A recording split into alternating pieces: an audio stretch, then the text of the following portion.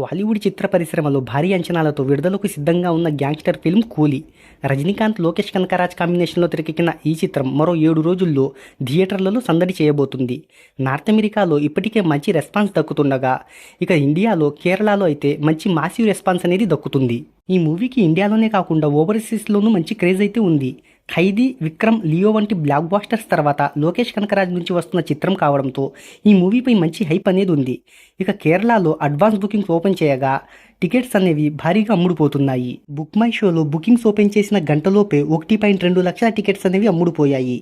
Opening day రోజున ఈ చిత్రం ఇప్పటికే 37% ఆక్యుపెన్సీ అనేది నమోదు చేస్తుంది. ఇక గంటలోపే ఈ చిత్రం 2.3 కోట్ల రూపాయల గ్రాస్ వసూలు చేసినట్టు ట్రేడ్ అంచనా వేస్తుంది. ఇక ఓవర్సీస్లోనూ ఈ మూవీకి మంచి స్పందన అయితే లభిస్తుంది. ఇప్పటికే $857K సంపాదించింది. అంటే 7.51 కోట్ల రెవెన్యూని సంపాదించింది. ఇక ఆస్ట్రేలియా, మిగతా ఏరియాలు అన్ను కలుపుకొని $1 మిలియన్ వసూలు చేసింది.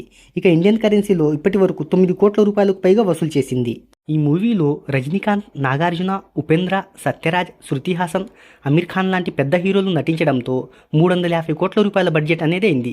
ఇక తెలుగు స్టేట్స్లో ఈ మూవీ థియేట్రికల్ రైట్స్ ద్వారా 53 కోట్ల రూపాయలు దక్కాయి. ఇక theatrical rights, non theatrical rights ద్వారా 500 కోట్లకు పైగా ప్రీ రిలీజ్ బిజినెస్ అనేది జరుపుకుంది.